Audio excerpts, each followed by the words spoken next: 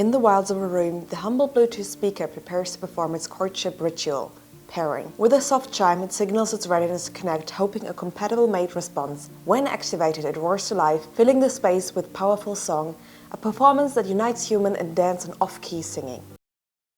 We already know I have many amazing talents, one of them being music. A little rave set that I just made. And of course, music is made to be listened to. So today we're going on the output side of this topic of sound, the speaker. We're going to be building a speaker, we're going to be learning about speakers. Today's topic is speaker.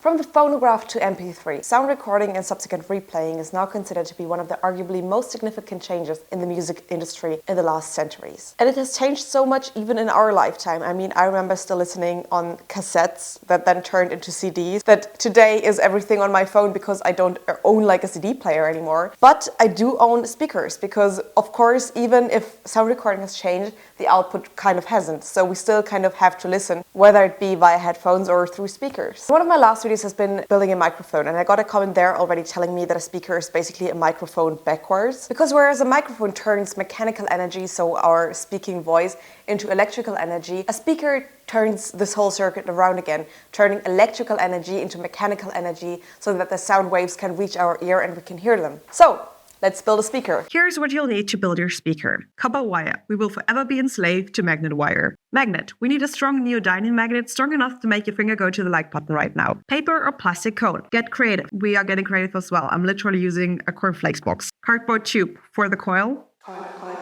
Glue, tape, and scissors. Tools of real woman. Audio source. To connect your awesome speaker to an awesome audio source.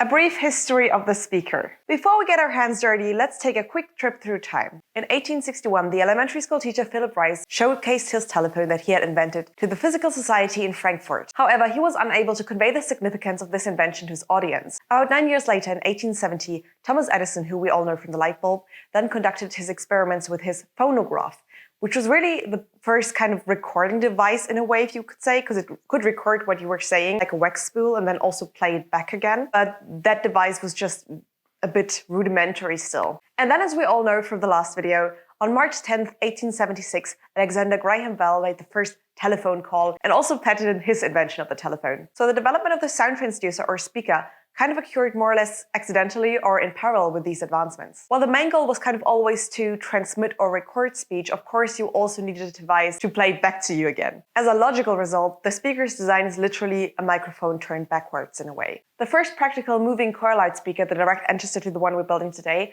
was invented or patented in 1925 by Edward W. Kellogg and Chester W. Rice. Their design combined electromagnetism with mechanical vibrations to amplify the sound, thus revolutionizing the way we experience music and communication. Fast forward to today, and speakers come in all shapes, forms, and sizes, but they still kind of work the same way they did back then. I also wrote down one interesting quote from the papers that I've read in preparation for this video. I will also have linked all my sources down below again, which is Rice and Kellogg's loudspeaker didn't just amplify sound, it amplified the human connection to technology. And I really like this quote because if you think about it, the speaker and the microphone, kind of a combination, made it possible for humans to record voice, to record music, to record things and replay them again. So in a way, it was a first step to connecting us more to technology. So if we go into more of these post-human ideas that are developing like more rapidly even today with AI, it's kind of interesting how this invention connected us so much to technology as well. So, how to build a loudspeaker? First of all, we're gonna put our magnets into kind of like a ball. And the thing is that we want our coil to be just fitting around the magnets. So once you figured out that size, you're just gonna wrap your coil like with the magnet wire as we did in so many other projects so far.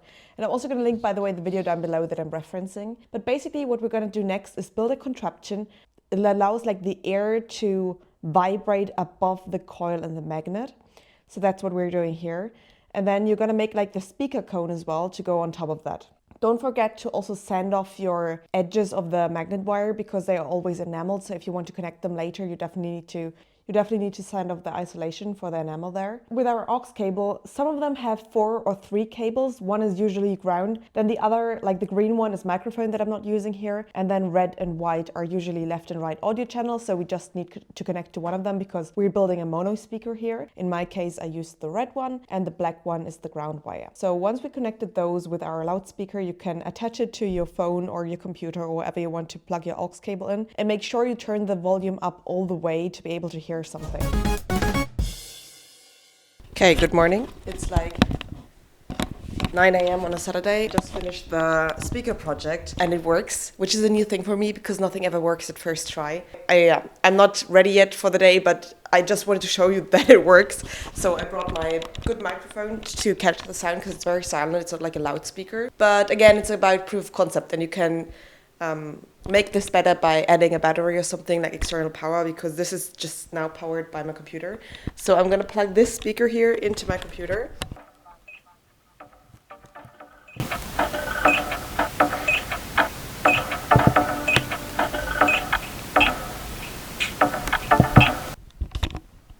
I'm sorry. Science is crazy. Why does this work? It's like paper and wire and it makes sound. It's so crazy. I mean, it's not like I can bring this to a party and play music for everybody. You know, this moment when somebody asks like, oh, does anybody have like a speaker here so we can play some music? And I'm gonna pull out this thing here and be like, yes, actually, I do have a speaker. And it can play music, but you're not gonna be able to hear it.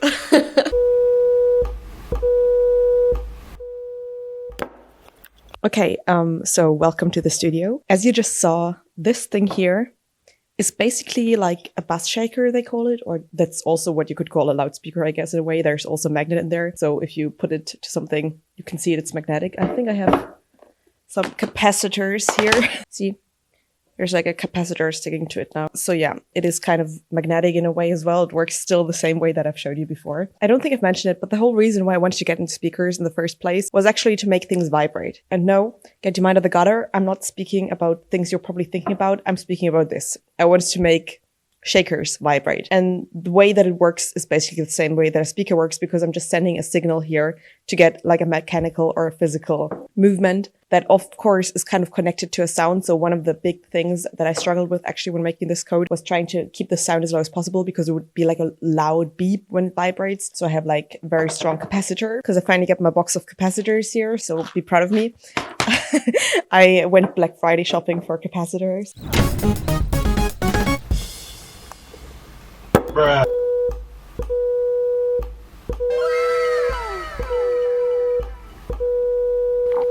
What you just saw, this whole circuit, is basically me showing you how you could really develop the idea if you have an external power source that I connected with an amplifier and then to my Arduino to code the whole thing. I don't know. I thought it was fun to do.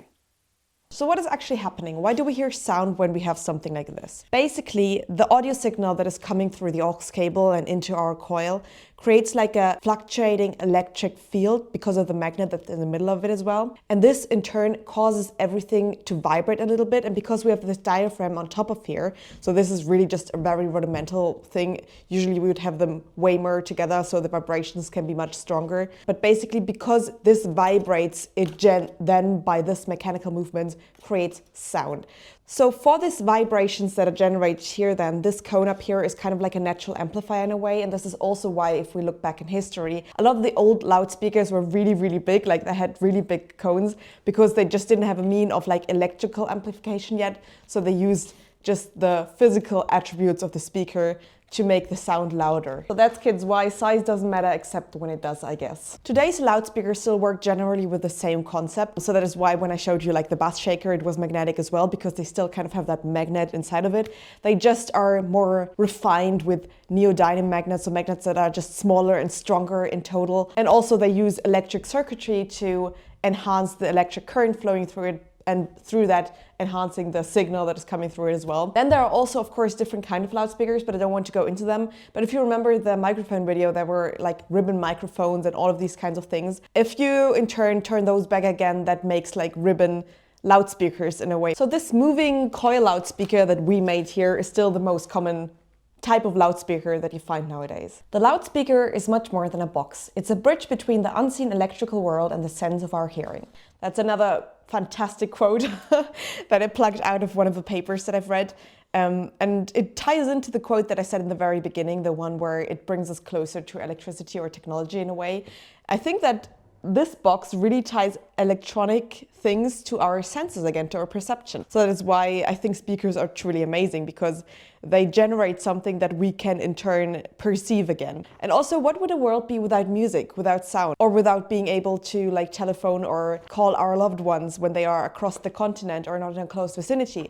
I think I'm really thankful that I live in the age where technology makes all of these things possible. So far I've built quite a few things, and I think there's just something magical about building something out of scraps like this and making it work, like hearing sound coming from this. Because it really, like, how? I mean, in a way, I understand it better now. I understand the science behind it so much better. Because you might think like, oh, it's so simple that it's not interesting anymore. But I think like simplifying the concepts makes them so much more interesting, because it is truly magic that a thing like this can generate sound to me. Electromagnetics are magic, and I hope I've showed you a little part of this magic today again. So yeah. As always, I guess I have to say thank you so much for watching this video. And also, quick insert here with my outro. Thank you so much for 20,000 subscribers. I don't know what happened.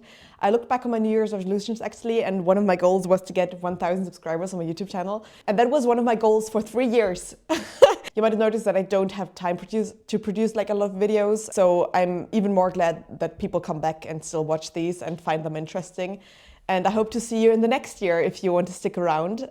So if you like these videos, give them a thumbs up, subscribe. Thank you so much for watching to this point. And as always, have a nice day, have a nice night wherever you are, and buy me back on my channel.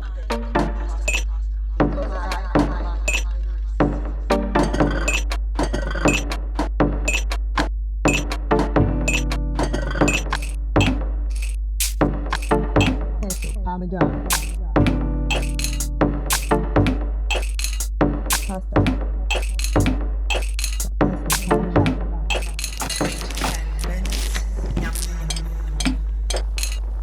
Cheers. Always have coffee. And then I'm gonna show you. I baked like a bunch of cookies. And I guess that's the most German thing I could have done. But I think with a cup of coffee in winter time, one needs just a good cookie. Controversial question for today. We're gonna ask about tomatoes, but do you like marzipan? I love it. They need to invent Bluetooth lights. Cut. If I look extra festive right now, it's because I'm going to a holiday party soon. Nobody asked. Also have a nice Christmas with your loved ones and a Happy New Year.